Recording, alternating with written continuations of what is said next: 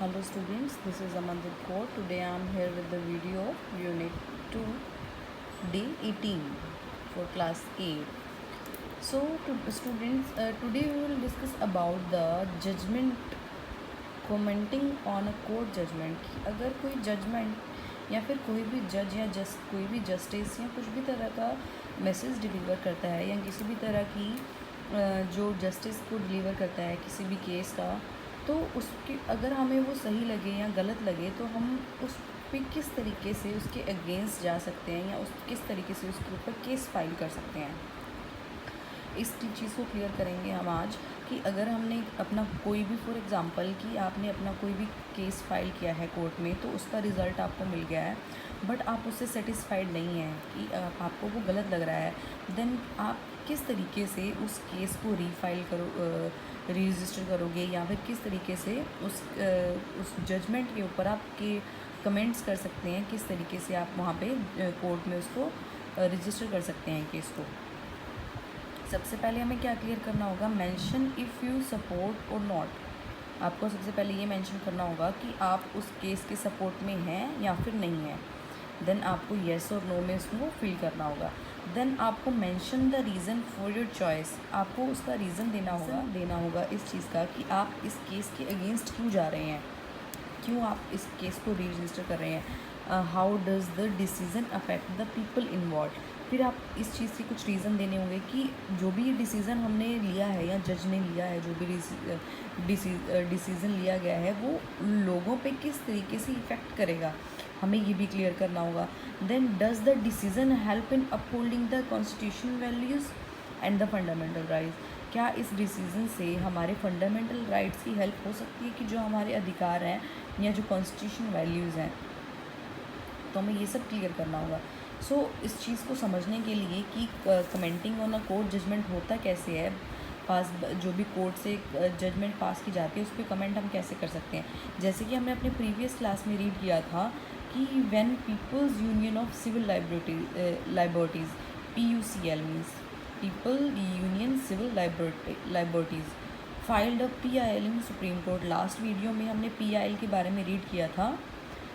PIL, hope you are remember about that, कि PIL file करते हैं जब भी हमारा कोई केस नहीं सुना जाता या हमारा केस फाइल नहीं होता, तो हम PIL के थ्रू अपना केस फाइल करते हैं। जब PIL केस फाइल किया गया सुप्रीम कोर्ट में, किसके द्वारा, PUCL के द्वारा, people union of civil liberties के द्वारा।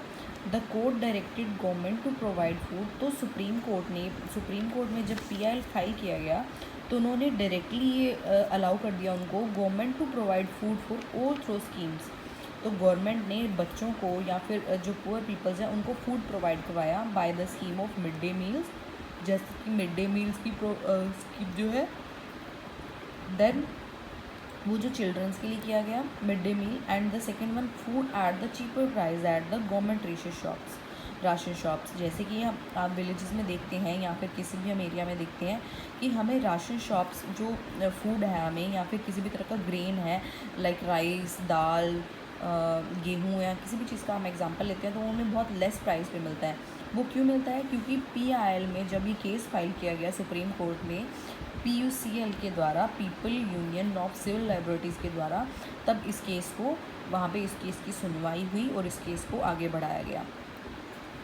तो इस तरीके से हम अपने जो जजमेंट जो भी पास होता है कोर्ट की तरफ से, हम उसके ऊपर कमेंट कर सकते हैं, उसको रजिस्टर कर सकते हैं।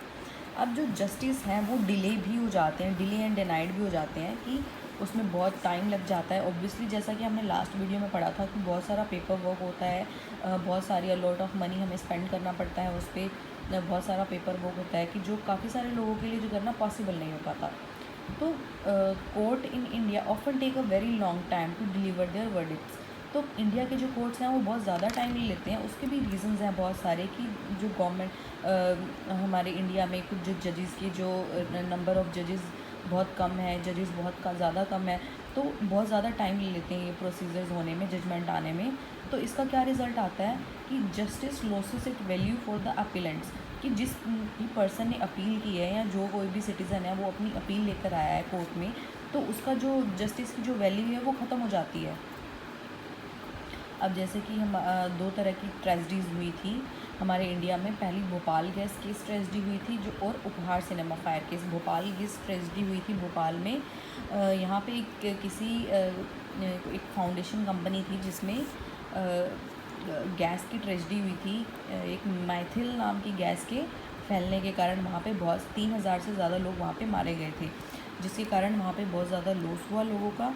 और जो केस अभी भी चल रहा है वहाँ पे, उन लोगों को अभी भी जस्टिस नहीं मिला है। जो नियर अबाउट 1987 में ये केस हुआ था, 1987 में, जो अभी भी परज्यू है, गोइंग ऑन है, इसको अभी तक भी जस्टिस नहीं मिला है। तो इस तरीके से जो भी